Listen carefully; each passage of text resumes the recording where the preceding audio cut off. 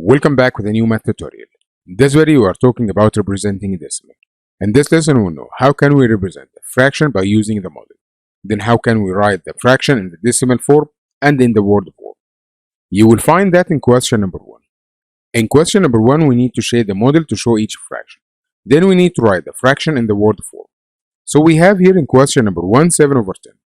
7 over 10, it means we need to shade 7 parts out of 10. So we will start shading now, just counting 7 parts, then shade it. Now we need to write in the word form. We have here 7 up and 10 down. Whatever the number that's written up, we will just read it and write it without any change. Now we have 10. So we can read the number now as 7/10. If we have 10 at the denominator, so to read it, it will be 10. If we have 100, it will be 100. If we have 1000, it will be 1000.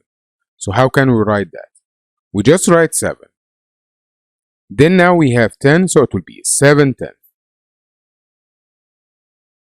Now we need to shade 4 out of 10.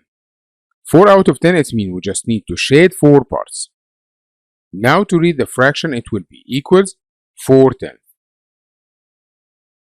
If we have 10 at the denominator, you'll find that we just add to 10 THS.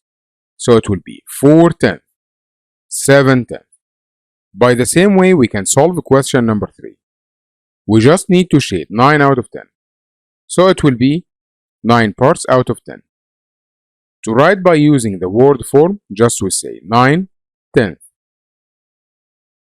2 out of 10, by the same way, we just shade 2 parts out of 10. And if we need to write in the word form, it will be equals 2/10. In question number 5, we need to shade 5 over 100.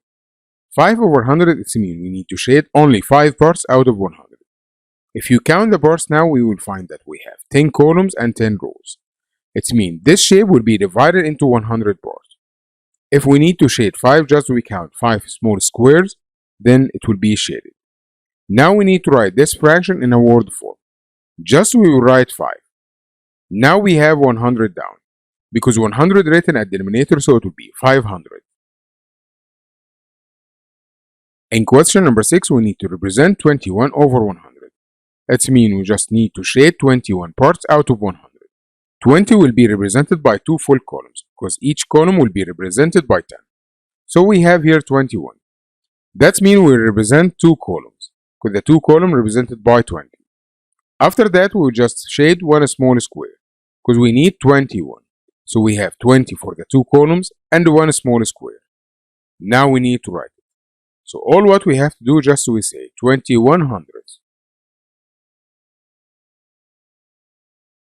In question number 13, we need to shade 22 out of 1000. So to represent, we said each column represented by 10. So we need to shade 2 full columns for 20. After that, we need to shade 2 small squares for 2. So now we have 22. This model represents 1000.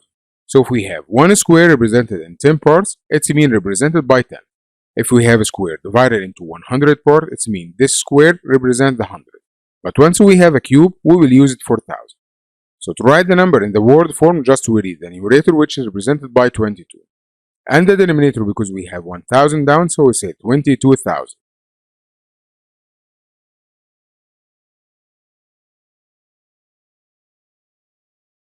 Now we have 1 over 1000. 1, we just shade one small square. And to read it, it will be 1000. In this question, we need to write the decimal which represents each model. At the first, I will write the fraction, then I will convert it to be decimal. In question 15, we have only 2 parts shaded. As we said before, once we have a square divided in 2 parts, it means the denominator now will be 10. To write in the decimal form, all what we have to do, just we write the numerator without any change. Now we have 10. 10, it means we have only 1 0. So we'll put the decimal point after 1 digit. Just count 1 digit, then put the decimal. So it will be 0.2. In question number 16, you will find that we have 8 shaded parts. As we said before, this model is divided into 10 parts. So it will be 8 out of 10. To write in the decimal form, just we will write 8. And because we have 10, it means we have only 1 0. So just put the decimal point after 1 digit. So we just say 8, then put the decimal point. So in the decimal form will be equals 0.8. In question number 17, you will find that we have 5 shaded parts out of 10. To write in the decimal form, we just write 5. And because we have 10 at the denominator, it means just count one digit, then put the decimal point. So the answer now in the decimal form will be equals 0.5. But in question number 18, you will find that we have 17 shaded parts out of 100. Because we said once we have this model, it means the denominator now will be 10. If we have here a square divided into 100 parts, or the small squares, it means the denominator will be 100. Once we have a cube, the denominator now will be 1000. So we have 17 out of 100. To write in the decimal form, we write the numerator without any change. In the denominator, we have 100. We have for 100 two zeros.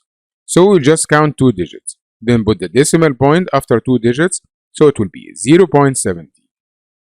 You will find the same in question number 19. In question number 19, you will find that we have 8 full columns and 9 small squares. So 8 full columns are represented by 80. And 9 small squares will be 89. As we said, this model, it means the denominator now will be 100. To write in the decimal form, just rewrite 89. And now we have 100 down, it means just count 2 digits, then put the decimal point. So it will be equals 0.89. Now we have in question number 20. You will find that we have 6 full columns and 8 small squares. So it will be 68 out of 100. That is the fraction form. To write in the decimal form, all what we have to do is just write 68. And now we have 100 at the denominator. It means we just count 2 digits, then put the decimal point. So the answer now will be equals 0.68. And that's how can we shade the model, how can we write the number in the decimal form, and how can we write it in the word form.